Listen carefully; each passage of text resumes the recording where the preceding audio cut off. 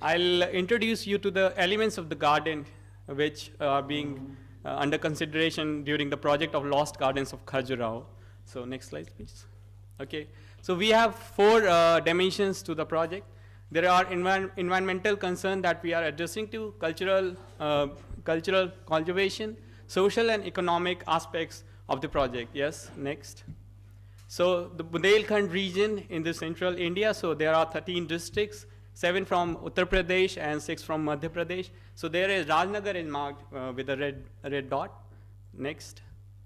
So these are the setting of the landscape with comparing with the medieval temples of Khajuraho. Then we came to the 13th and then we came to these 18th century gardens which were made by Bundelas. So next. This is Khajuraho, and we can see Rajnagar where these gardens are located. So that's 3 kilometers north to Khajuraho, very near to this World Heritage Site. So as we have already discussed, that people could go there, stay for one more day, and that would take them to understand the regional culture and the heritage which are located nearby, and not just the World Heritage at Khajuraho. Next. Okay, so this is a Google map of Rajnagar, where we have marked the location of the gardens. So in total, in 1998 report, there were 11 gardens that were listed, but afterwards we have found 4 and 5 more gardens, so counting total to 16 gardens, which you can see there. Yes, next. So this is one of the gardens, Rani Bagh, where we are going to organize the dinner today in the night. So you can see the koti is there. There is a temple, and behind the koti, that structure is a Samadhi. That is a memorial structure for someone who has deceased, a member of royal family or the loyal ones. Who I'll describe the story. Yeah, next. Okay, so this is what a typical Bundelli garden happens to. So there is a koti which is right there. And the temple, this is a structure which is moreover looks like a temple, but it is a Samadhi here. And more in some of the gardens there are Samadhi which are just platforms and not just elaborate one. But this one is Rani Bagh, so in the memory of the queen they have constructed such elaborate structure. Then there are wells, there are baulis. So wells will serve a purpose of irrigation in the garden, and the baulis will serve the purpose for the veneration and offerings to the gods in the temple inside the garden.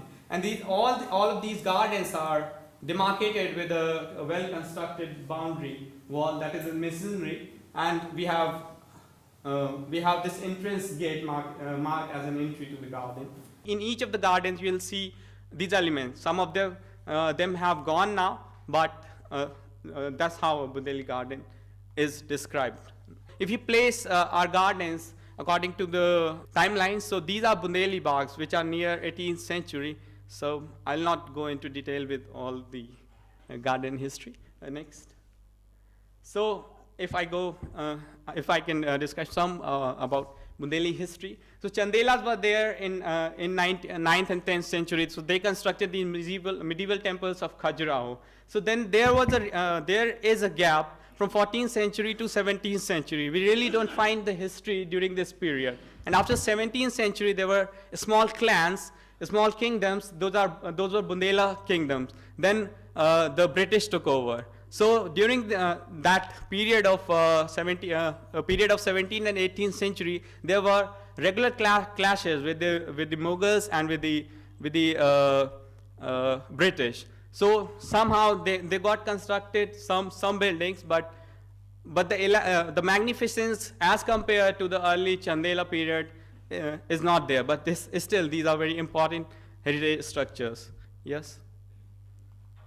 So this one is a step well at Hirakuvar Ki Bauli in Tikamgarh. So it has summer rooms inside where the cool breezes from the evaporation could be felt inside these rooms. Okay, so then in 2004, addressing the same 1998 report, Intec Belgium initiated a project, Lost Gardens of Khajuraho, rediscovering all of these gardens and 4 and 5 more gardens. So the project got initiated in 2004. Yes. So now we have two gardens, Khajuraho Bagh and Rani Bagh, which is being preserved in terms of 4 aspects that I have already described. So yes, so the challenges of the project are absence of sustainable tourism mechanism that Varughese sir already described in detail, lack of written and archival record, which was a problem when I was pursuing a PhD on the history.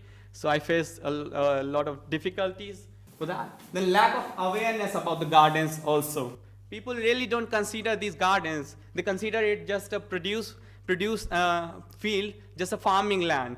But we need to educate them, okay, these are very well demarcated things, and they have the same elements everywhere, so they have that unifying element that we consider them as a garden, and these were made by the Benelli kings, so the history has to be recounted in their minds, and they need to be told that, yes. So this was, again, the Lost Gardens of Khajuraho, one of the flags, which say we need to go organic to save Mother Earth. So that's another aspect. Now I'm dealing with the environmental aspects, how we can preserve the general environment of these gardens. Yes, next. So organic farming. So there are some ways, okay, this is a small structure. There is this picture is put on the top of it, and there is a small hole in the picture in which we can put a sort of cotton thread. So from there, it works like a drip irrigation system, the indigenous drip irrigation system. So such kind of indigenous system that we are looking into rejuvenating in some of the gardens. Yes. Again, next. Okay, so then we are also looking at creating a seed bank for organic farmers who want to do organic farming in their farms, other than the gardens also. So INTAC also organize workshops to train the farmers in these gardens, and they can purchase seeds from organic seeds from the garden, so benefiting in the general landscape of Bundelkhand. Yeah. Next, again, yes. The same photo for the distribution of the organic seeds. Yes. Again, this is a seed bank which is located in Khajuraho Bagh. So we have all seeds marked with their names and properties. So this is what it is. The community participation in organic farming, learning techniques of creating manure. Yeah, creating manure through humus and things like that. Yeah. Okay. So we also organize some events where we have participation of school children, so that we can educate them what is organic farming is all about and how it was in the past, and you are the future of the of Bundelkhand region, so how you can do it in your fields and nearby your home. Yeah.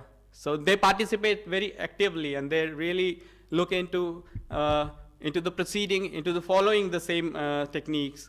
Yeah. Stakeholder meetings and awareness campaigns. Yes, next. Okay, so organic harvest that has been produced from gardens. So the storage has been done inside a koti that is there in Rani Bagh. Yeah. So again, the organic farm produce. So now we can sell it to the local market if the produce are in a considerable amount, and that's how the economic generation activities could happen, and these economic benefits can be transferred to the farmers who are working in the field again. So in a way, making the whole process a sustainable one. The production, the selling, and the earning from these resources would go to the farmer, and that's how that project goes sustainable. Okay, so employment generation, again, the people who are working in the garden, they get employment, and with the vision that if in future we could make these gardens a sustainable one, and then somehow the earning could be this much that we need not to provide external earning sources, external funds to the gardens, then the project would be in its real sense successful. Yeah. Next. Then again, the cultural programs are being organized in the garden also. So in Khajuraho Bagh, there is there is a Shiva temple. The statue was stolen from there. Then Intech reinstated that statue, and then now people actually come to the place to offer water and other offerings to the gods and to celebrate the festivals which are meant to celebrate an open ground, or meant to celebrate near a particular tree, or meant to celebrate in the gardens. So this is how people really participating in the rejuvenation action. Yeah. So this was a statue which was reinstated after the statue got stolen. This was brought from Amarkantak. The Bundelli music concerts, which is again the part of Bundelli culture, so they organize such a small, I mean, you can see the minimal setting over there. They need not to have big speakers, loudspeakers, amplifiers. They just have their own setting. They bring all their instruments with them, and then they would be provided with just one mat, and then the setting is done. And then you can enjoy. And the people from village, they really participate in such activities. You need not to carry them. You just inform them, okay, there is an event going on in the evening, and they will come on their own. You need not to pursue them. That's a good thing that they are into participating or into promoting such events. Yes, next. Okay, so the food is very important part of a culture. So this is a typical Bundelli food, this is called gakaria, which is a sort of a roti, but it doesn't use anything to make it. It is being cooked, or it is being prepared with hands only. There is no like balan or chakla or things like that. Next. Okay, so in Ranika Bagh, there the Intech also did conservation works of the Kothi and the temple, a part of the Kothi and the temple. So the conservation work being done here. So we use the same material with the lime mortar and jaggery and urad ki dal, the same composition. We try to follow the conservation rules here. Yeah, next. So this is the first story, the ground story of this particular Kothi was conserved by Intech after they have taken up the project. Earlier it was in such situation. Next. So, but after the conservation, it looks like this. So you can see the difference there in. Yes. Okay. But we have a lot of things which needed to be addressed before we can say, okay, this would continue for eternity. So the thing is drought and acute water scarcity that we have already dealt in detail. Next. This again, you can see the produce is very minimal because of scarcity of water. Next. So this is a typical Bundelli pond, how it would have been constructed. So there is a bund. This is a bund with steps. So steps here, and this is the water catchment. So they would create a bund on the down ridge of the slope. And this bund would then act to catch the water, and this is a pond. There is and again this bund is a sort of creating a landscape which you can never really see. You can walk over it. You can it is connected to the surrounding landscape, so that you can never see the bund in actual thing as if elevated from the ground or something. Yeah. Also, we want participation from other garden owners. This is one of the garden Khanka Bagh, as it was in 2010 before during the project. But we haven't taken up this project because the owners were not really accented to the proposal. Next. So now this is the condition from the same place where these two structures exist. So you can see the encroachment. You can see the recent developments. Yes. Next. Okay, so capacity building in local team. So thank you. So this is again a garden which we found in Chhatapur town. So Sankan Mochan Gardens. So there also exists a series of gardens all over the Bundelkhand, which I will map in my thesis, the gardens which lie in Chhatapur district. So in different villages of Chhatapur district. Thank you, Anjaneya.